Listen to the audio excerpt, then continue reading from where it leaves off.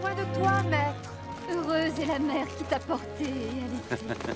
Heureux plutôt ceux qui écoutent la parole de Dieu et qui l'observent.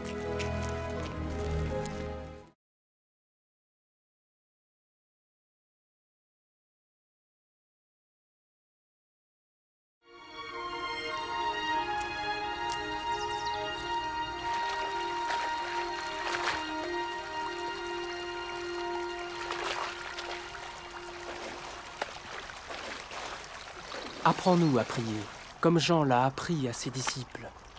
Quand vous priez, dites « Notre Père qui es aux cieux, que ton nom soit sanctifié, que ton règne vienne, que ta volonté soit faite sur la terre comme au ciel. Donne-nous chaque jour notre pain quotidien.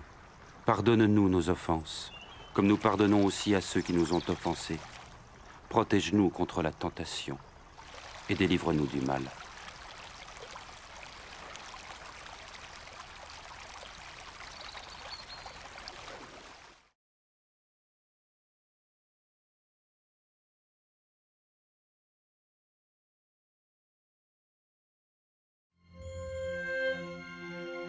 Dans les Saintes Écritures, Dieu déclare que le Messie viendrait pour être le sauveur du monde. La vie de Jésus prouve qu'il est bien celui dont les prophètes avaient parlé. Ésaïe a prophétisé que la Vierge deviendrait enceinte et qu'elle enfanterait un fils. Des siècles plus tard, la naissance de Jésus accomplissait cette prophétie.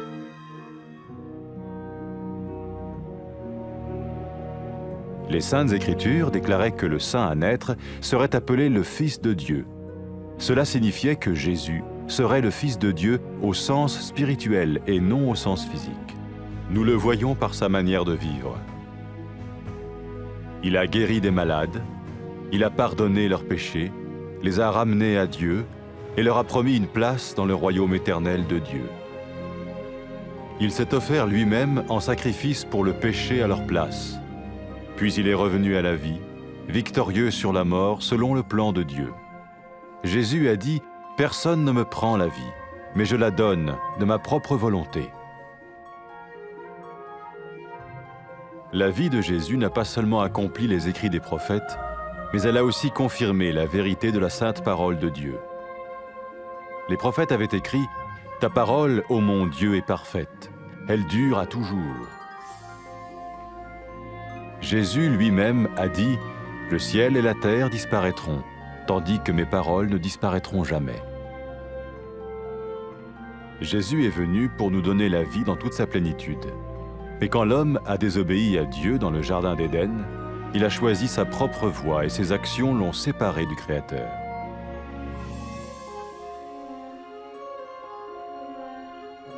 Les Saintes Écritures déclarent que tous ont péché et que le salaire que paye le péché, c'est la mort. Il s'agit de la mort spirituelle, éternelle séparation d'avec Dieu. Mais tout comme Dieu a donné un bélier pour qu'il meure à la place du fils d'Abraham, ainsi il a envoyé Jésus, le Messie, mourir à notre place. Sa vie, sa mort et sa résurrection restaurent la relation entre Dieu et tous ceux qui mettent leur confiance en lui. Maintenant, non seulement Jésus pardonne les péchés de ceux qui le suivent, mais il les sauve aussi du jugement éternel de Dieu. Ils sont sûrs d'aller au paradis et de vivre avec lui pour toujours. C'est cette vie et cette liberté de la culpabilité et du pouvoir du péché que Jésus offre à chacun aujourd'hui. Cela ne veut pas dire suivre une religion, mais choisir d'avoir foi en Jésus qui dit « Je me tiens à la porte et je frappe. Si quelqu'un entend ma voix et ouvre la porte, j'entrerai chez lui. » Cela veut dire se tourner vers Dieu et croire que Jésus vient dans nos vies pardonner nos péchés et nous rendre tels qu'il veut que nous soyons. Il ne suffit pas d'approuver intellectuellement ce qu'il dit, ni de vivre une expérience émotionnelle. Nous le recevons par grâce, au moyen de la foi, par un acte de notre volonté. Lorsque quelqu'un est prêt à suivre Jésus le Messie, il peut lui parler par une simple prière. Peut-être êtes-vous prêt maintenant à ouvrir votre vie à Dieu. Si oui, vous pouvez vous joindre à la prière suivante, silencieusement. dans votre cœur. Seigneur Jésus, j'ai besoin de toi. Merci d'être mort sur la croix pour mes péchés.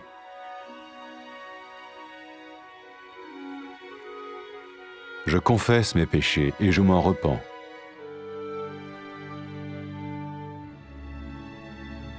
Je t'ouvre la porte de ma vie et je te reçois comme mon Sauveur et Seigneur.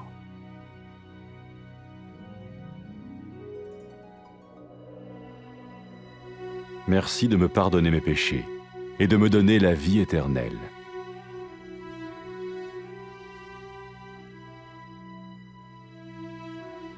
Fais de moi le genre de personne que tu veux que je sois. Maintenant que je deviens l'un de ceux qui te suivent. Amen.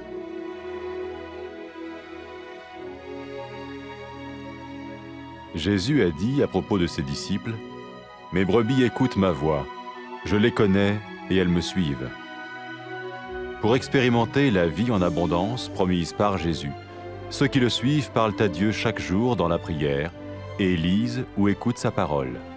Ils parlent de lui à d'autres personnes et rencontrent régulièrement ceux qui l'aiment et le suivent. N'oubliez pas sa merveilleuse promesse. Tout pouvoir m'a été donné dans le ciel et sur la terre.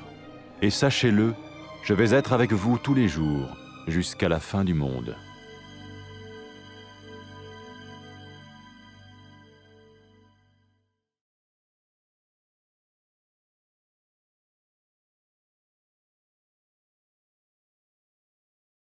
بی‌باش خدایا فرخنده از زنی که تو را زاده یا آموزگار ما بلکه فرخنده کسی است که سخن خداوند بشنود و به جا آورد.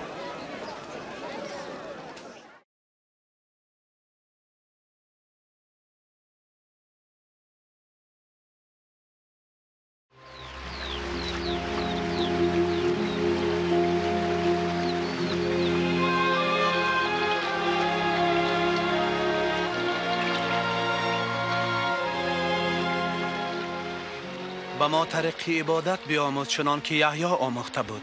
چنین دعا بگویید: ای پدر ما که در افلاکی، نام تو مقدس و ملکوت تو سایه افکن به سر ما باد. اراده تو در زمین و آسمان پاینده باد. گناه ما بیامرز که ما هم قرضداران خود ببخشاییم. ما را به وسوسه نفس نانداز و از شر شریر برهان.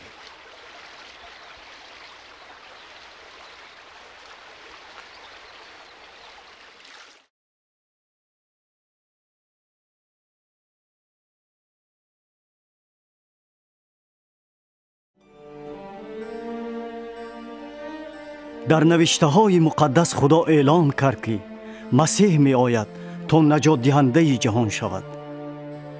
حیات عیسی شهادت می دهد که او در حقیقت آنی است که پیغمبران پیشگویی کرده بودند. اشعیا پیشگویی کرده است که باکره آبستن شده پسر خواهد زایید. پس از عصرها تولید عیسی اجرایش آن پیشگویی بود. نوشته های مقدس اعلان کرده که مقدس تولید شونده پسر خدا نامیده می شود. این معنا دارد که عیسی از جهت روحانی نه جسمانی پسر خدا نامیده می شود. ما این را می بینیم در آن که او چگونه حیات گذراند. او بیماری آدمان را شفا می داد، گناههایشان را می بخشید، آنها را سوی خدا بر می گرداند و در ملکوت ابدی خدا برایشان جای وعده می کرد. او خود را چون قربانی در جای آنها پیشکش کرد و باز زنده شده مرگ را مغلوب نمود. عیسی گفت: هیچ کس از من حیاتم را گرفته نمی تواند، من خودم آن را می دهم. حیات عیسی نه تنها نوشته های پیغمبران را اجرا کرد، بلکه راستی کلام مقدس خدا را نیز تصدیق نمود. پیغمبران اعلان می کردند: کلام خداوند بی عیب است، کلام توی خدا ابدی است.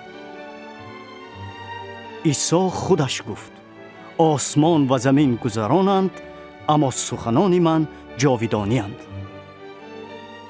عیسی آمد تا به ما حیات را به پرگی دهد. لیک وقتی آدم در باغ عدن به خدا اطاعت نکرد، انتخاب نموده به راه خود رفت، این کارش او را از آفریدگار جدا کرد. نوشته مقدس می گوید همه گناه کردند و جزای گناه مرگ است. معنای این مرگ روحانی است، یعنی ابداً از خدا جدا شدن. ولی چنان که خدا گوسفند داد تا در جای پسر ابراهیم مرد، همچنین او عیسی مسیح را فرستاد که در جای ما میرد. حیات، مرگ و احیایش مناسبت بین خدا و آنهایی را که به او باور میکنند برقرار نمودند. آنانی که پیرو عیسی می باشند نه تنها گناهایشان بخشیده شده است، بلکه از محکومیت ابدی خدا هم نجات یافتند. آنها بهشتی اند و با او ابدا زندگی می کنند. این است حیات، آزادی از عیب و قدرت گناه که عیسی امروز به هر کس پیشکش می کند. معنای این دین را قبول کردن نیست، بلکه به عیسی ایمان داشتن است که می گوید من نزد در ایستاده در را می کوبم. اگر کسی شنود و باز کند نزدش می درآیم. معنای این سوی خدا برگشتن و به عیسی توکل نمودن که به حیات ما آید تا گناههایمان را بخشد و ما را آنسان نماید که می خواهد. این کفایه نیست که با عقل به دعواهای او راضی شویم و حسیاتی داشته باشیم. ما او را با فیض به واسطه ایمان قبول می کنیم، با خواهش و اراده خود. وقتی آدمان تیار هستند که پیرو عیسی مسیح شوند، آنها می توانند به او دعای عادی گویند. شاید شما حاضر تیارید که حیاتتان را به خدا کشایید. اگر چنین باشد می توانید به دعای زیرین همراه شوید، خاموشانه در دل خود. خداوند عیسی، من محتاج تو. رحمت برای در صلیب مردنت برای گناههای من به گناههایم اقرار می شوم و توبه می کنم. من در حیاتم را می کشایم و تو را چون نجات دهنده و خداوندم قبول می کنم.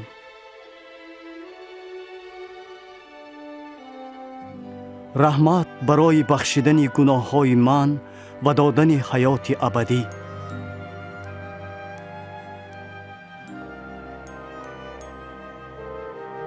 مرا همان آدمی ساز که خودت می‌خواهی، چون من پیروی تو می‌شوم. آمین.